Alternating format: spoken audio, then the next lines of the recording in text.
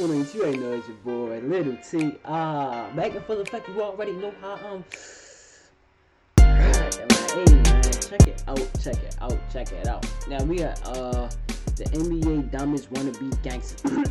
John Morant. Your American sports.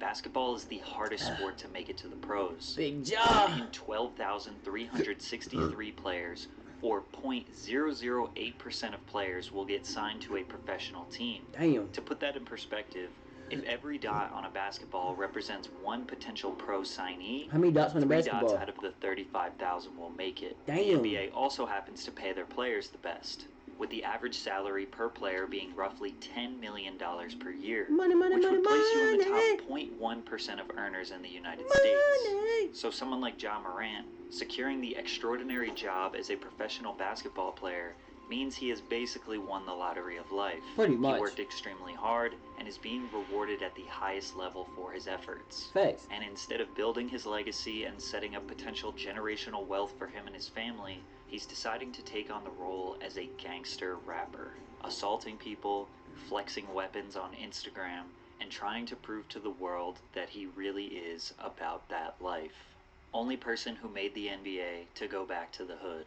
Ja grew up in South Carolina in a small, quiet... He grew up in South Carolina. You can't even flex that. Damn. At least like if you're from Chicago, Baltimore, DC, somewhere like the Detroit, like nigga from South Carolina.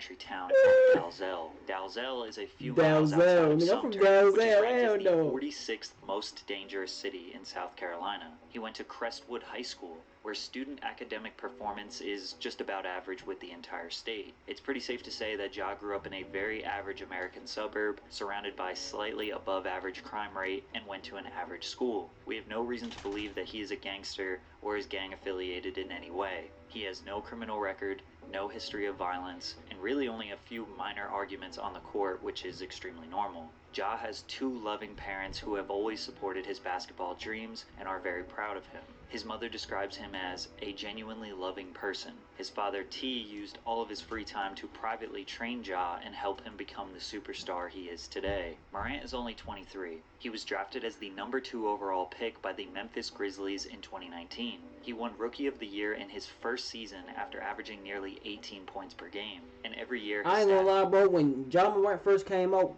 you can go back. I don't even know if I recorded, but I say he's gonna be nice. I didn't think he was gonna be this nice, but I knew he was gonna be a star, though. I definitely was gonna be a star. Better and better. This year he's been on you fire. You ever just look at somebody and be like, oh, yeah, he's gonna be that. While shooting 46%. In the 2022 offseason, Ja signed a 5-year extension with the Memphis Grizzlies. This contract would earn him 25% of the salary cap yearly, which is estimated to be around $40 million per year, putting him roughly in the top 10 earners in the entire NBA. His performance in the first 5 seasons are reminiscent of Derrick Rose, Russell Westbrook, and Allen Iverson. Ironically, AI and Ja have even more in common, indulging in a lifestyle that is synonymous with rappers, more specifically, gangster rappers. But Iverson was thugging though back then, wasn't he? I swear Iverson, he wasn't thugging, but he came from the trenches. That's what I'm trying to say. He wasn't out about that bitch slanging, but he did come from the trenches though. Don't play my boy Iverson. Party, go to clubs, drink, and gamble, which ultimately led to the downfall of his career. Ja Morant, as of recent, likes to show people how tough he is. On January 3rd, 2023, TMZ reported that Ja Morant was allegedly involved in the attack of a minor during a basketball game in July at his Tennessee home. The two got into an argument, and the teenager said Ja approached him, put his chin on his shoulder, and asked a bystander, "Should I do it to him?" Then struck him with a closed fist, knocking him to the ground. From there, Ja continued sticking him while on the ground, and another man jumped in and began hitting the boy as well. Officers in the dock say they noted the teenager had a large knot on his head. Ja says he did strike the boy, but he was acting in self-defense. I heard, but that's some bitch shit by Ja, though. Ja, why the fuck you gonna hit a 17-year-old, bro? You what?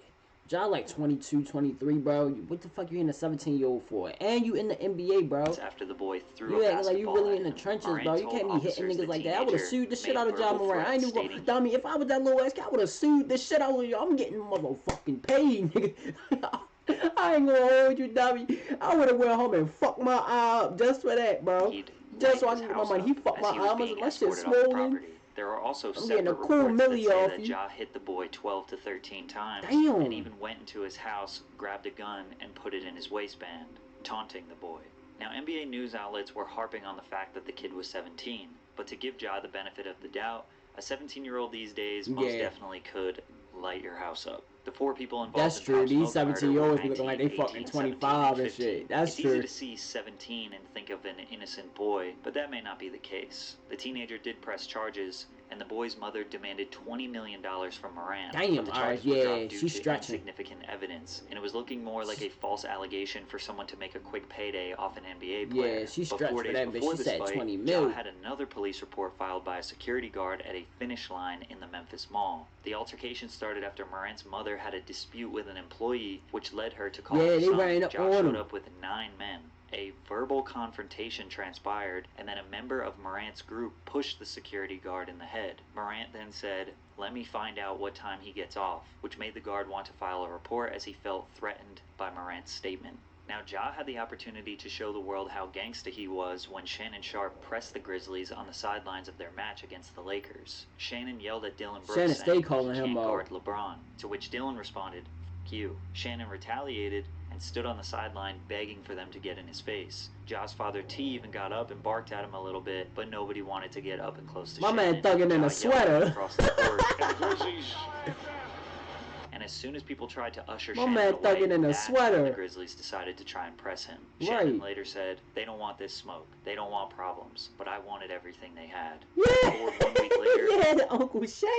Yeah, Uncle Shay. Ja got into an altercation with Chris Duarte of the Indiana Pacers. Chris pushed him 3 times while Ja repeated, "Don't touch me." But Ja had some plans for retaliation after the game. Oh, that was that laser shit. Grizzlies star Ja Morant aggressively confronted members of the Pacers traveling party near the team's bus in the loading area of FedEx Forum Arena. And later, someone in a slow-moving SUV, which Morant was riding in, trained a red laser on them. We don't know if Ja was the one who pointed the laser, and we also don't know if that laser was attached to a gun. But was Ja trying to do the first post-NBA game drive-by? I guess by comparison, it's not as bad as Gilbert Arenas. The Wizards player in 2009 brought a gun into the locker room and threatened to shoot one of his teammates over a card game. But let's not forget that last year at 2 in the morning, Ja said to a Twitter op that it's free to see how hollows feel, referring to hollow-tip bullets. And if that evidence wasn't enough, just last week, Ja went on Instagram Live while he was at the strip club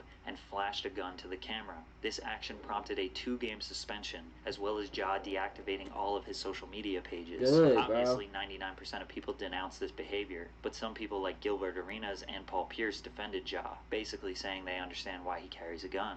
Ja has everything going right. It's not, bro. It's cool to carry a gun, bro. That's what I understand about it. I understand, bro. This world crazy as shit. You need a gun to protect yourself. That's just me personally. I believe everybody should have a gun, bro. But to be posting it on social media, bro, niggas don't need to know that you have a gun, bro. Niggas don't need to know. You don't need to post it on social media. You can't pop a nigga through the phone, bro. Like, so what's the point of showing that you got a gun? Like, what's the point of that, bro? Pull it out. Only time you should pull out your shit if you gotta use it or you filling up the clip. That's the only 2 times you should pull it out. If you gotta use it or you filling up the clip, bro. Other than that, that bitch should be tucked away. For him. He's living a life that's near impossible to achieve. So why does he want to run around and act gangsta now? Bro, you not hard. You not. That's not your life. It's not, bro. People that in that life would give anything to be in your life. Real shit. Damn. I swear sports and music are so synonymous, because we want to be them and they want to be us. Those lyrics come from Thank Me Now, the final track on Drake's 2010 debut album, Thank Me Later. Rappers love the esteem, the money, and the safety that basketball players have, but basketball players love the lifestyle that rappers have. We know that Ja loves NBA Youngboy. He is constantly going on IG Live rapping along to his lyrics. Youngboy has a way of making his nefarious lifestyle sound fun and exciting, even though it's extremely stressful. And I ain't gonna lie, y'all know me. I'm a Youngboy fan. I be spitting that shit, but I know, bro, that's not me, bro. I just like your music. He be having that banging shit, but I'm not about that life. That's just me. I let niggas know I'm not about that life. I defend myself. But I'm not out this bitch thugging, out this bitch in the street, in the trenches and shit like that. I just bump your music. Ain't nothing wrong with bumping Youngboy music, bro, and not being like that, bro.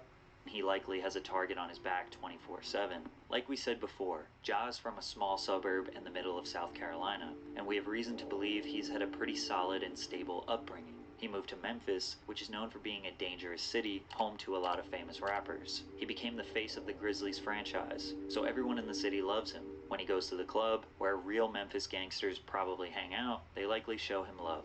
Even rival gangsters in Memphis could probably bond over the Grizzlies being their favorite team. He's getting a taste of their lifestyle, the lifestyle that his favorite rappers glamorize. They are bringing him places he never would have been able to go, and he probably isn't too worried about his safety because he doesn't have enemies. He wants the power and the respect that comes with having street cred, but he doesn't have to risk his life for it, and he has a guaranteed $10 million yearly salary. Ja has everything they don't, and he wants the one thing they have. But the one thing that they have requires them to be alert and prepared to risk their life at any given moment. Some people say 23 years old is enough to know better, but there's no doubt that a small reason why he's acting out is due to his age. 23 with enough money to do whatever he wants is dangerous, especially when his father is also indulging in his son's success. The NBA definitely wants to see Ja succeed, but if he continues down this path, he will be ostracized by the media, and eventually it will be too risky for any team to bring him on. His career will be cut short similar to other players who have tried these antics in the past. And the funny part about that is, his new friends that are bringing him into this lifestyle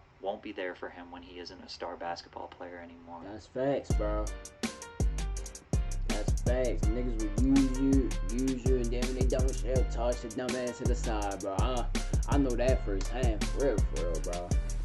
Hey, man, that's gonna do it for Ja Morant. Wannabe Gangster, man. Let me know what you see down in the comments below. Make sure you guys like, comment, subscribe.